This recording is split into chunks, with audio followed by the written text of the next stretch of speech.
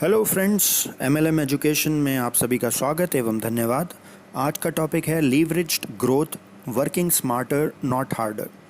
Henry David Thoreau एक बहुत प्रसिद्ध फिलोसोफर हुए। उन्होंने कहा, it is not enough to be busy, so are the ants. The question is what are we busy about. व्यस्त रहना बहुत ज़रूरी है, लेकिन चींटियाँ भी तो व्यस्त रहती हैं, लगातार चलती रहती हैं। सबसे बड़ा सवाल ये है, हम किस चीज़ को लेकर के व्यस्त हैं। एक कहानी है। अगस्त के 1888 में अटलांटा के एक ड्रगिस्ट ने, माने केमिस्ट ने, उनका नाम था एसा कैंडलर। उन्होंने $2300 कैश दिए थे for the exclusive rights to a carbonated fountain drink. उस ड्रिंक का नाम था कोका कोला। उन्होंने उसके एकाधिकार प्राप्त किए थे कि ये मैं ही बेचूंगा। तो जहाँ जहाँ केमिस्ट की शॉप थी कैंडलर के पास, उन्होंने वहाँ वहाँ वो फाउंटेन लगा दिया और उसको बेचा। अब लेकिन वो कोका कोला दुनिया भर में प्रसिद्ध हो गई किस कॉन्सेप्ट से? वो कॉन्सेप्ट था a unique form of leverage. क्या था? Secret to Coke's international success. Candler के दोस्त ने एक दिन आकर के उनको कहा कि भाई, मैं जो तुमने ये अलग अलग अपनी केमिस्ट की दुकानों पर ये फाउंटेन लगा रखे हैं, देखे होंगे आपने फाउंटेन, वो प्रेस करते हैं, बटन प्रेस करते हैं, नीचे कप रख देते हैं, करके वो कप भर जाता है, लोग आते हैं और पी लेते हैं। तो मैंने कहा, ये जो तुमने लगा रखे हैं इसका प्रॉफिट मैं हज़ारों लाखों गुना बढ़ा सकता हूँ। उसने कहा, कैसे? बोले, ऐसे नहीं, मैं पैसे लूँगा उसके, भाई वो सीक्रेट बताने के। तो मैंने कहा ठीक है। सौदेबाजी हुई, उन्होंने मान गए कैंडलर। तो उन्होंने उनके कान में, उसके दोस्त ने कैंडलर के कान में 2 शब्द बोले बस। वो 2 शब्द थे बॉटल इट।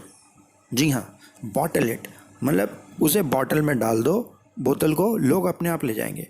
इसे कहते हैं लीवरेजिंग टाइम एंड लोकेशन। अब कहीं पे भी आप जाओ तो आपको ज़रूरत अब नहीं है कोका कोला लेने की, वहाँ जाना है, लेना है। अब आप बॉटल में ले करके अपने घर आ गए, घर पे पी रहे हैं। कहीं बाहर घूमने जा रहे हैं, देखा होगा आपने, हर जगह पीते हैं। और जिसकी वजह से कोका कोला जैसी चीज़ जो कि अच्छी क्वालिटी की थी, इतना मीठा होता है, इतना उसमें एकदम फिज क्वालिटी होती है, आदमी पीता है, उसे मज़ा आता है, वो दुनिया भर में फैल गई। लेकिन दुनिया भर में फैलने और उसके प्रॉफिट के पीछे उसके केवल 2 वर्ड से, बॉटल इट। अगर वो उसे बॉटल में डालते, it wasn't saleable that much, क्योंकि उन्होंने उसकी लीवरेज करी। ये लीवरेज की बात हम बार बार बोल रहे हैं। ये लीवरेज क्या है? The root word of leverage is lever, comes from an old French word meaning to make lighter. By wisely using certain levers or tools, difficult tasks can be performed in a lot less time with a lot less effort, thus making them lighter. कुछ औजारों का उपयोग करके अगर हम किसी difficult यानी कठिन कार्य को आसान कर सकें, उसे कहते हैं leverage. How corporation use leverage. Corporation, बड़े बड़े कॉरपोरेशन, माइक्रोसॉफ्ट, गूगल, अमेज़ॉन, ये सब लीवरेज को कैसे करते हैं? यानी बड़े कठिन कार्य को आसान करना कुछ टूल्स के द्वारा, कुछ औजारों के द्वारा या कुछ सिस्टम्स के द्वारा कैसे करते हैं। अब कॉरपोरेशन का एग्जांपल लें, जैसे माइक्रोसॉफ्ट के बिल गेट्स हैं। अगर उन्होंने केवल अपना जो माइक्रोसॉफ्ट का जो विंडोज़ बनाया और उसके बाद वो कहते हैं कि मैंने खुद ही बनाया, मैं खुद ही बेचूंगा, और जो बेचूंगा तो उसका प्रॉफिट मैं किसी को नहीं दूंगा, सारा मैं अपनी पॉकेट में ही डालूंगा, 100% का 100%। तो आज माइक्रोसॉफ्ट इतना नहीं होता। उन्होंने उस प्रॉफिट को शेयर किया। कैसे शेयर किया? उन्होंने डिस्ट्रीब्यूशन सिस्टम बनाया। आज घर घर में जिसके पास भी कंप्यूटर है उसके ऊपर वो माइक्रोसॉफ्ट यूज़ कर रहा है। विंडोज़ 2000 2003 आया, फिर विंडोज़ XP आया, फिर विंडोज़ 10 आया, आजकल चल रहा है। तो उन्होंने उसे डिस्ट्रीब्यूशन सिस्टम में उस पैसे को डाला और वो चीज़ लाखों लोगों के पास वो गुड या सर्विस पहुंची, जिसकी वजह से आज माइक्रोसॉफ्ट के मालिक बिल गेट्स दुनिया के सबसे अमीर आदमियों में से एक हैं। तो कॉरपोरेशन कोई भी ले लो आप, अमेज़ॉन ले लो, गूगल ले लो, कैसे वो चीज़ों को लोगों तक पहुंचा रहा है, जिसके वजह से ज़्यादा लोग उसे यूज़ कर रहे हैं और उसका प्रॉफिट परसेंटेज उस प्रोडक्ट या सर्विस के ओनर को मिलता है। इस तरीके से लीवरेज का यूज कॉरपोरेशन करता है। Getting real smart, selling real estate. Real estate की लाइन में लोग कैसे यूज़ करते हैं लीवरेज का? अगर सपोज़ एक एग्ज़ाम्पल, एक बंदा है राकेश, उसका एक प्रॉपर्टी डीलिंग का काम है, वो अकेला जाता है, लोग उसे फ़ोन करते हैं, हाँ भाई दिखाता है हफ्ते में 10 15 20 मकान दिखाता है, और सपोज़ उसका हफ्ते में एक मकान बिक जाता है, तो यानी साल भर में वो 50 प्रॉपर्टी ही बेच पाएगा। वैसे इतना भी नहीं होता, लेकिन फिर भी सपोज़, तो हफ्ते में अगर एक का भी एवरेज निकले तो साल भर में वो 50-52 प्रॉपर्टी ही बेच पाएगा, इससे ज़्यादा नहीं। लेकिन यही राकेश अगर एक ऑफिस खोलता है और अपने उसी सिस्टम को कि कैसे बेचा जाता है उसे अपने नीचे लोगों को सिखाता है, समझाता है, ट्रेनिंग देता है, अपने नीचे एम्प्लॉयज़ रखता है, तो उसकी प्रॉपर्टी को दिखाने की परसेंटेज बढ़ जाएगी, नंबर ऑफ शोइंग बढ़ जाएगी, नंबर ऑफ कन्वर्जन्स बढ़ जाएंगे, जिसकी वजह से उस लीवरेज से वो एक साल में करीब करीब, जी हाँ, 1000 प्रॉपर्टी सेल कर सकता है। इस तरीके से वो लीवरेज कर सकता है। लीवरेजिंग थ्रू फ्रेंचाइजिंग, फ्रेंचाइजिंग के द्वारा लीवरेज करी जाती है, जो कि बहुत ही सक्सेसफुल तरीका है। जैसे सपोज एग्जांपल, रे क्रॉक का नाम है, 1950 में उन्होंने, जो कि रे क्रॉक एक मिल्क शेक अप्लायंस के सेल्समैन हुआ करते थे, उन्होंने मैकडोनल्ड्स की फ्रेंचाइजी ली। हम रे क्रॉक को फ्रेंचाइजिंग का इन्वेंटर नहीं कह रहे, लेकिन हाँ, उन्होंने उसे बिल्कुल परफेक्ट बना दिया। मैकडोनल्ड की फ्रेंचाइजी ली, और आज सबको पता है, जिस भी देश में मैकडोनल्ड्स है, जिस देश में, जिस शहर में, जिस राज्य में है मैकडोनल्ड्स है, वहाँ सक्सेसफुली काम कर रहा है, और जिस बंदे ने भी उसमें इन्वेस्ट किया मैकडोनल्ड्स में, वो लाखों करोड़ों रुपए उससे अर्न कर रहा है।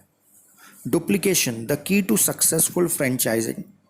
किसी भी प्रूवन प्रोडक्ट, जैसे डोमिनोज को ले लें, डोमिनोज या पिज़्ज़ा हट को ले लें, ये सब एक प्रूवन है, प्रूवन प्रोडक्ट है कि हाँ भाई ये तो कामयाब होगा ही होगा, चल ही रहा है, जिस शहर में भी डालोगे, जिस शहर में भी खोलेंगे चलेगा।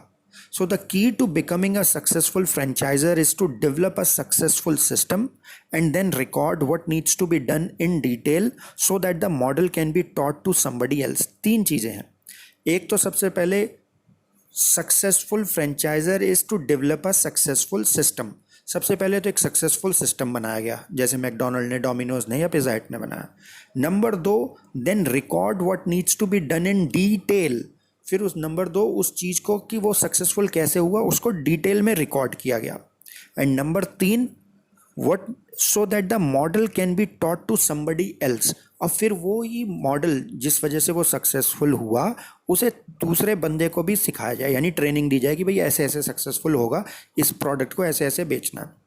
तो 1, become a success, develop a successful system, 2, record what needs to be done in detail, and 3, it can be taught to somebody else।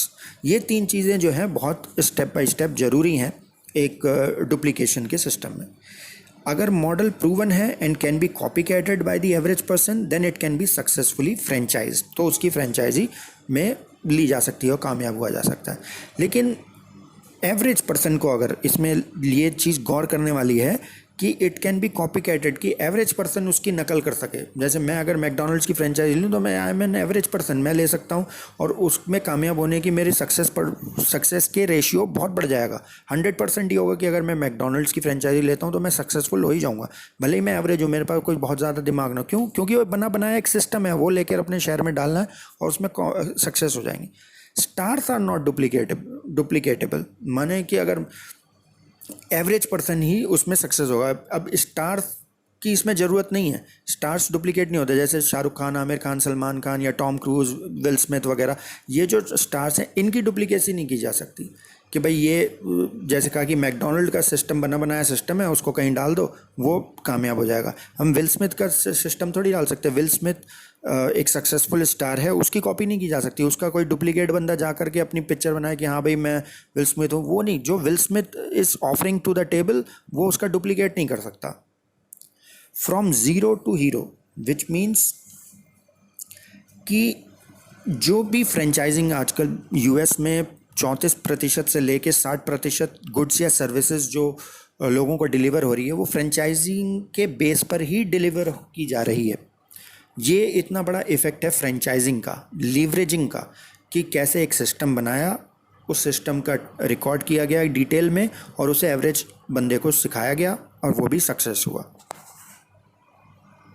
अब हम देखते हैं इसका माइनस पॉइंट फ्रेंचाइजिंग का।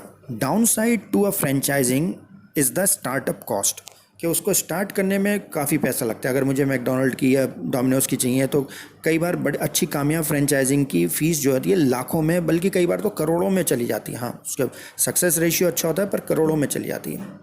तो हमें ढूंढना पड़ेगा एक next option which is called the alternate franchise, the ultimate copycat system, कि हम फ्रेंचाइज तो लें लेकिन उसके लिए एक कामयाब सिस्टम तो लें, लेकिन उसके लिए हमें इतना बड़ा पैसे का भुगतान ना करना पड़े, इतनी बड़ी फ्रेंचाइज कॉस्ट ना चुकानी पड़े। क्या ऐसा कोई सिस्टम है? हाँ, ऐसा एक सिस्टम है जिससे हमें एक्सपोनेंशियल ग्रोथ मिले। हाँ, एक्सपोनेंशियल ग्रोथ भी मिलेगी। तो वो क्या सिस्टम है, एक्सपोनेंशियल ग्रोथ क्या है, इसके बारे में हम जानेंगे आगे की वीडियोस में। प्लीज़ इस चैनल को सब्सक्राइब कीजिए ताकि हम इस तरह की और वीडियोस बनाते रहें। We can make efforts to bring you some more videos like this. Thank you.